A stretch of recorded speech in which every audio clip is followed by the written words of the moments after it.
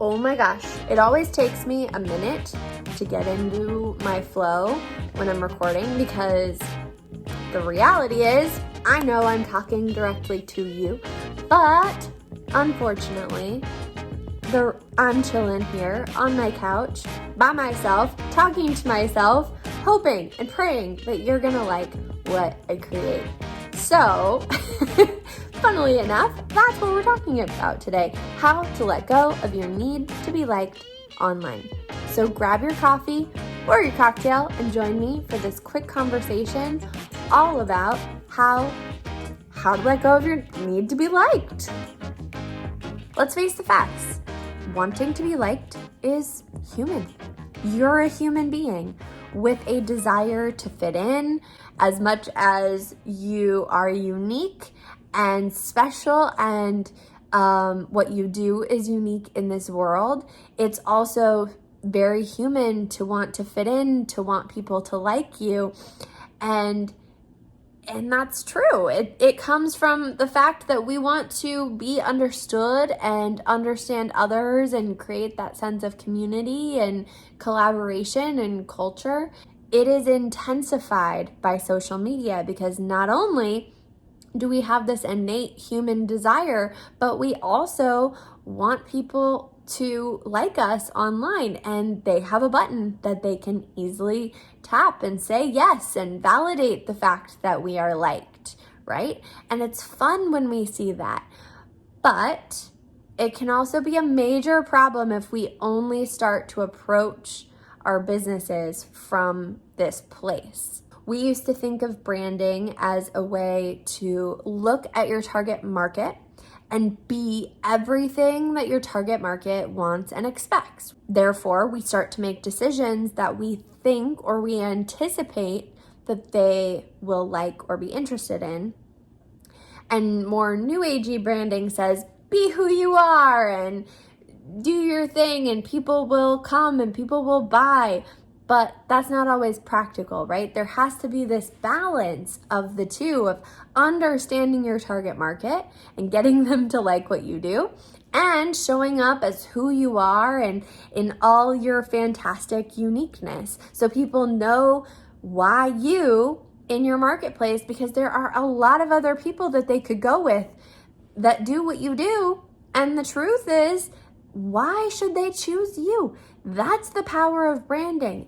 And when we let go of our need to be liked, it intensifies our ability for our ideal clients to find us and to say yes to what we have to offer them. And I get really passionate about this because it's true and it shows up in the stats. 91% of consumers would rather buy from an authentic brand, right?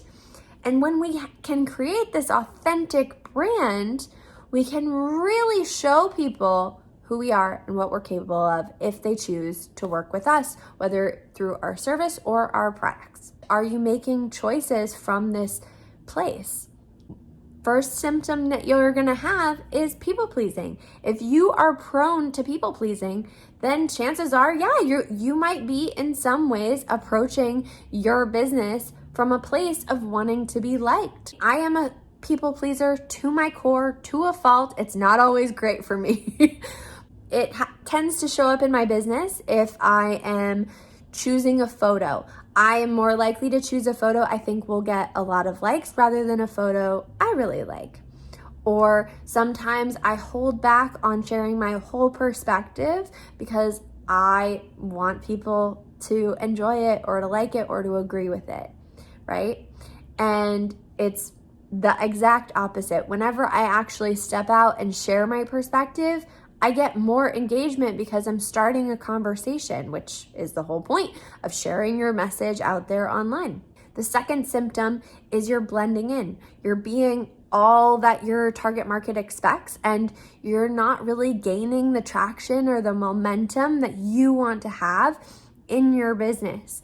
And this can look a whole lot like choosing outfits that you think look professional, even though you would never actually wear them, right? Like, that's a really simple example, but I've seen it, and I've seen it in a couple of my clients. So just to give you an example, here's Emily's before.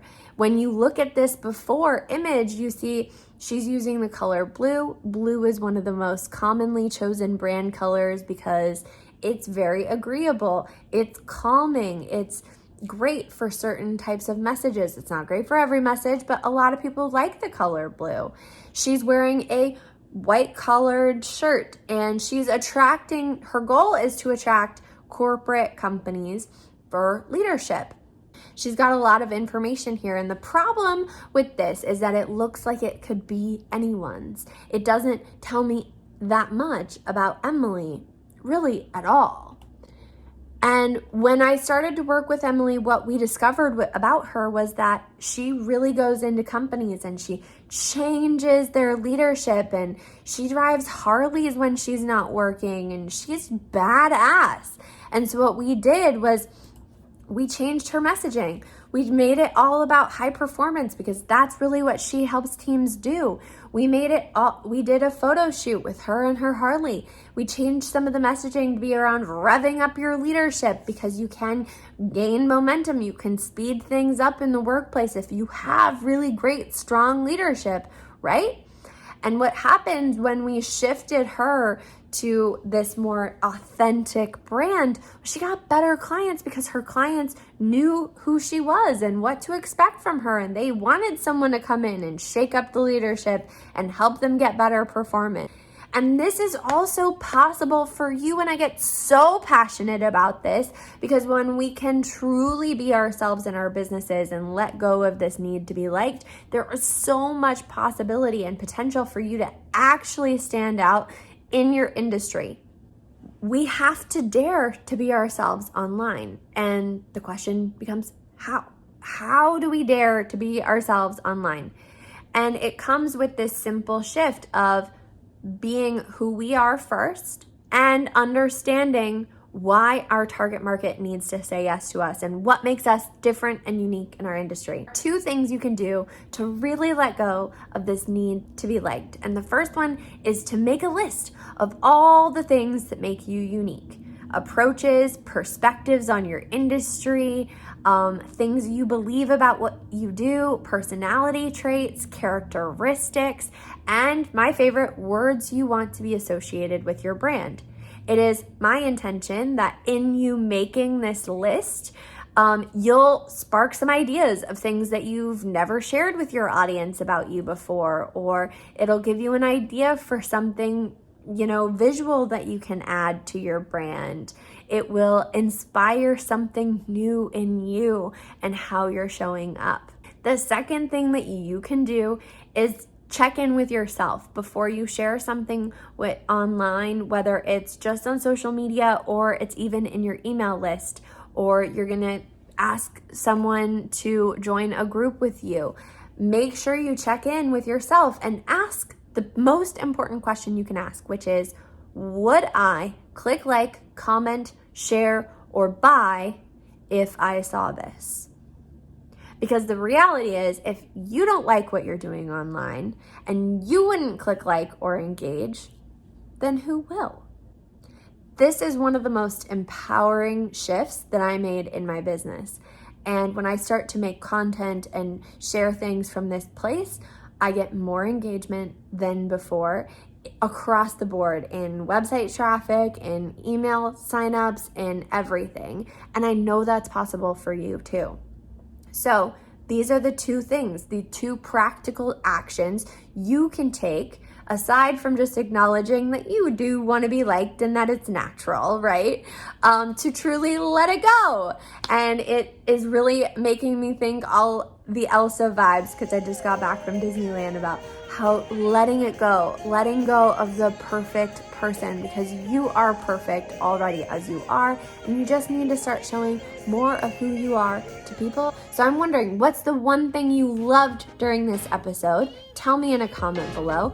If you liked this video and it supported you, make sure you share it with a friend who it can support as well. I am so excited. These episodes are releasing every single Wednesday, so make sure you never miss an episode and go to IamChelseaMarie.com /more so you can sign up so you get more episodes every single week.